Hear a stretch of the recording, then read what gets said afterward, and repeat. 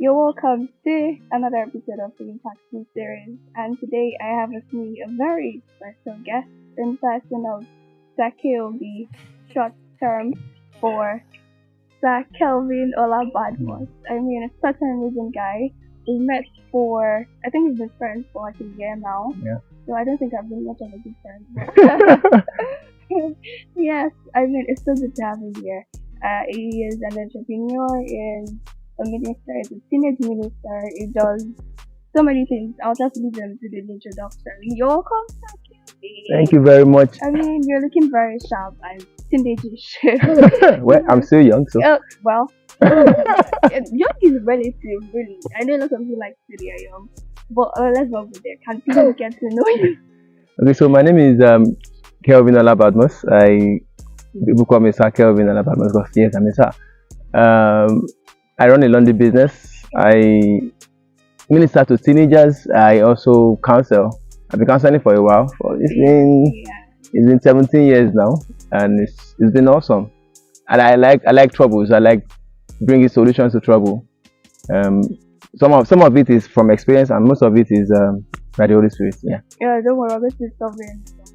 Okay, you forgot to actually tell them that you're also married. Wait, let me see. Okay, you're really that for people Yes. to see.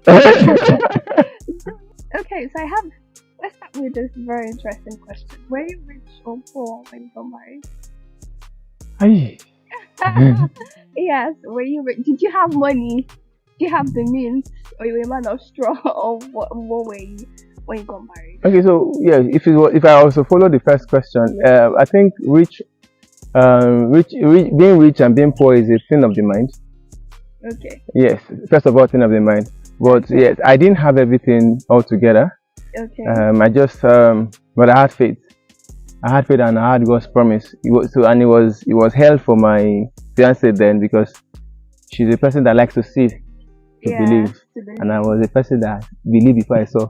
So yeah. Oh wow, that's quite interesting. You know, like there's this theory today that people say that before you go into marriage, you need to have certain things in place because marriage is a lot of responsibilities, and you don't want to go into marriage without having the means to be able to take care of some of these bills, so that when children start coming into the picture, you know that you're capable of taking care of them, whatever other thing that comes into the picture. What do you think about that? And I think that's where the popular man of means, man of straw conversation came about.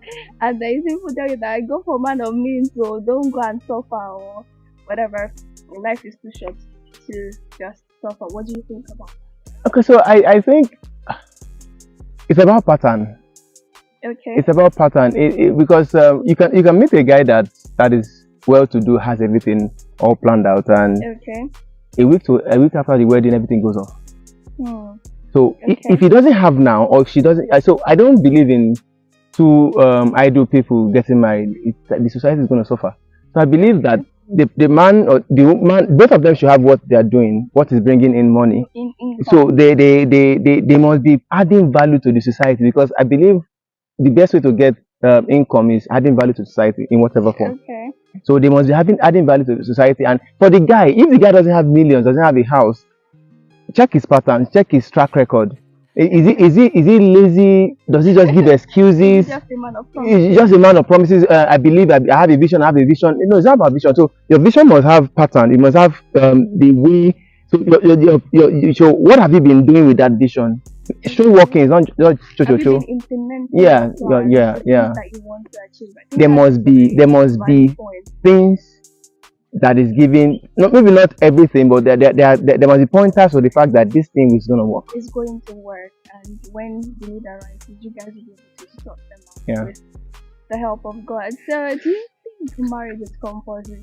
I think with what a lot of people see in society today, happening, especially with marriages of some celebrities, they believe that marriage isn't worth it. And there is this scriptural reference people go to in the Bible where Paul says, I would advise you to be single because in marriage you would have trouble. But if you cannot control your desires, if you cannot control your passions, then you can get married. So what is your thought? Because the thing is, the conventional thing is, the way the Nigerian society works is that once you finish your secondary school, The next thing is higher education, your tertiary education. Then after that, you go for your service. You go serve your country, and after that, you have to settle. That's why the pressure comes in. So, what is your take on that? Do you think marriage is compulsory, and why do you think the Nigerian society has that pattern, that cycle, that okay, this is how it should go, this is how your life should go? I think marriage is important. Okay. I think marriage is necessary. Okay. But not necessarily compulsory. I think it's a Wait, choice. you're saying is a necessity, but it's still a choice. Yes. Can you please elaborate? So it's a choice because if you look at the society and the marriages that are thriving, that are making it, is the ones that decided to choose themselves and own up to their choices. So okay. it's not by force to marry, but I think marriage is sweet if you find the right person, and if you find the right person, you're also the right person. Because sometimes you find the right person and you refuse to improve on yourself. Okay. Because that is where the problem is. Most of the time, people get married to people that they want to, they believe that it's good for them, but they are not good for the person they are marrying to, because they are not coming up. Okay. So I believe that it's not. I don't believe in that. Well, maybe because of how our parents taught us and all. I don't believe in that. After secondary school, after university, service, marriage, and all those kinds. Sometimes there are things that happen that those things that chain get broken. Okay. There are times that you finish secondary school and life happens to you. Yeah. Right, and so you're 24, you have a promising guy, or a promising 25, a promising lady, and you have things to do, and school does not just happen. So you're not saying that until you finish school, you cannot settle down. I don't know where it's written, but it's fine. I've seen people do that, and I've seen people say that without finishing masters, they won't get married. So I don't know who set those rules, but I don't think there's perfect time. No, there's no.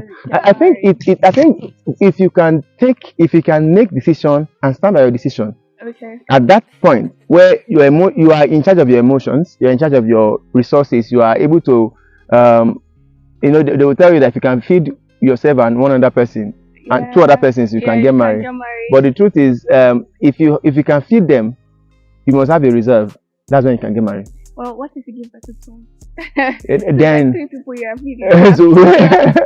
Yes, you have to. And that one. And so you're talking about people getting married and then children come. No. When you get married, so before you get married, you have to talk about everything. Are we staying 1 year before we give birth, or 2 years, depending on your age? If you are 38 and the lady is 35 and you get married at that age, I don't think it's going to be advisable for you. Well, it depends on the circumstance, and I think the pressure from society and also family members sometimes. The couple might say that they don't want to have children in 2 years, and then their family members, they are bothering them. Give your parents a grandchild. We want you to. Don't let them leave the world without a grandchild. So I think pressure plays a role. I think you mentioned something when you were talking. You talked about finding the right one. Yeah. Is there a difference? Is there a clear-cut difference between the right one and the one? Because people always say that, you're going to find the one that is made for you. So is there like someone that is specifically made for you, or you decide that this is the person? So for me, I don't want to generalize, but for me, I think the little I know and the findings I've made, I don't think there's a person specifically made for you, as it were.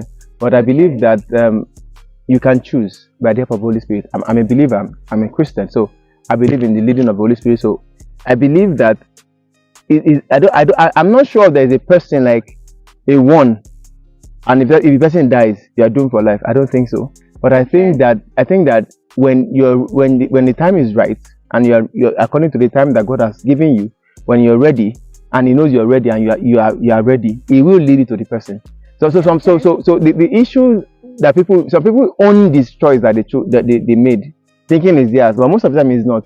If you look, that's why many people after 2, 4, 3, 5 years, because those first years there will be issues. you question why you married whoever you married, Married, because yeah. because It's two human beings yeah, coming together. You see, even with your siblings, you don't get along Yeah, all definitely. the time. Yeah. So it's always there would always be issues. Yeah. So how is it going for you? oh, well, it's going fine. It's going fine. Okay. The first 3 months was really really epic for me because I've gathered knowledge, I gathered experience according to me, and so I felt, I mean, Papa, she does this, I just apply, and I think under normal circumstances it should work, but because I have a relationship with the Holy Spirit, and so it wouldn't allow me to just use that to brag. So that because I'm a counselor, I'm called into the counseling family life. So that if it had worked, if I get to talk to people, I'll use and say, okay, this is how it works and everything. But the truth is, when I talked to the Holy Spirit, and he said, since you want to do it by yourself without involving me, and the truth is, immediately I involved him and started directing me. I mean, there are times I go out and I get things, not that expensive, but I buy things. There was a time, I think for like 3 months, there was no day I was coming back, I was not buying anything. I'll have to buy something when I'm coming back. I think she was at home then, and so it helped to build the trust, it helped to build the relationship, and I started applying the things I know. Oh, do you think that you weren't speaking a love language? Yeah, I was. And it still didn't work like expected. So when you have, our dealings are different.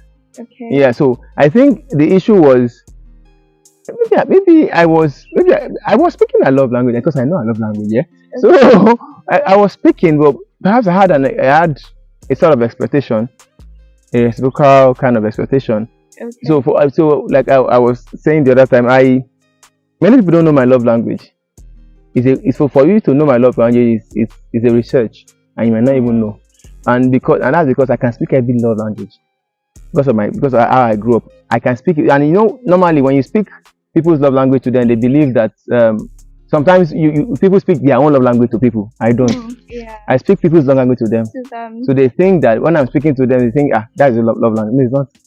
I feel like when we're talking about love language, for context here, I feel like they are sort of complementary, because today what a person might need might be words of affirmation.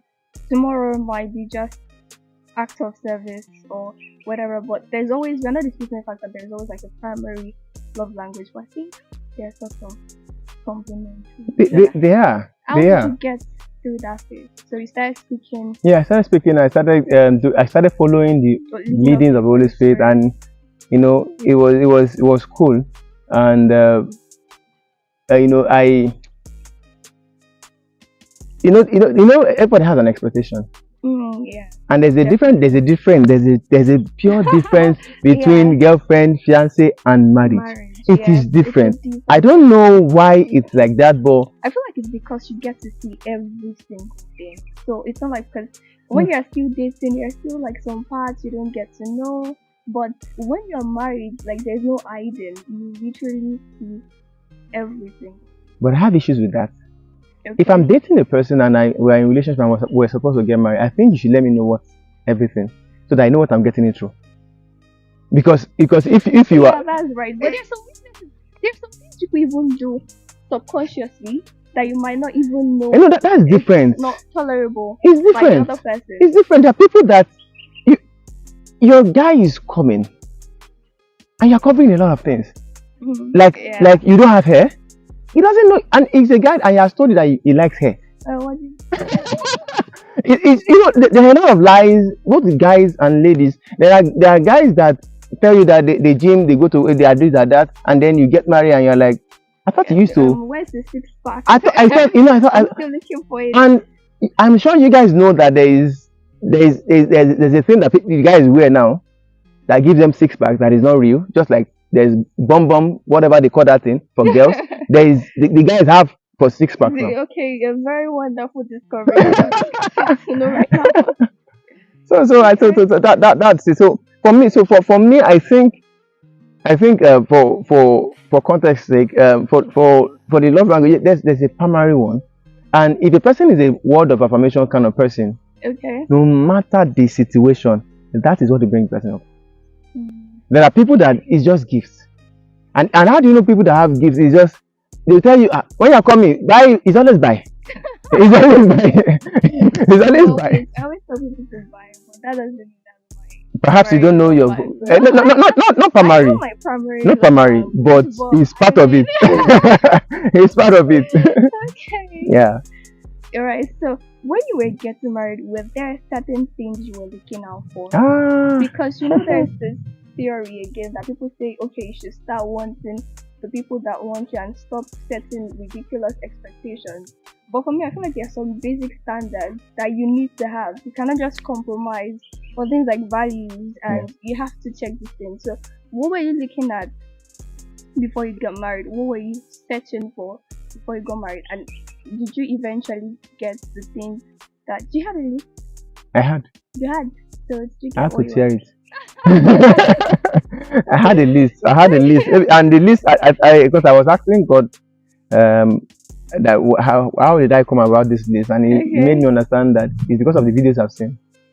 Okay. I've seen videos of Shakira, Janet Jackson, J-Lo. They had flat stomach. They have Korean movies. You get, yeah. So I had. So if I see any lady that has pot belly, I'm always angry because I felt your mates don't have this thing.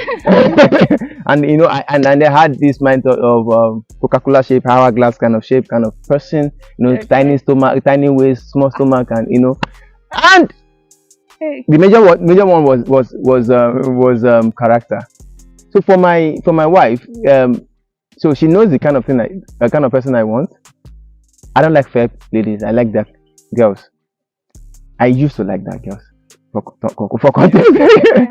So we were friends before we got married. So I told her all these things. So when I came back asking her how, she's like, "Guy, are you whining me?" I'm not in any of this thing. She already knows. What for me, I'm a straightforward person. So for the list, I had a lot of things. I and as much as possible, I found out that I was looking at the list, but when I see a person that has good character, the list gets to drop. So it was more like teachability. Okay. Be teachable. Okay. Have good character. Okay. And love God. If those three things are there, and have good relationship with human beings. With people. So those are the four things that if I see and I say, this person is good with people and everything, because I've seen people that I liked, and they were nothing close to my list when it comes to physical. But that stomach must not be there. But they were nothing close. But the character, the values, you love. Not you are afraid of God. You love God. It's different. I'm not even the devil is afraid of God. You love God, and you love people and value people. Is it like because we're under this and that's why I can't see my phone clearly? Yes, that's why. I think stood out for you in today's recording, the conversation. Oh well, I actually enjoyed the whole thing, like the interview and all. Okay. And I got to know about relationship, so I was taking note of everything you guys mentioned. Okay. Yeah. So we're looking forward to you practicing the things you read. Yeah. All right.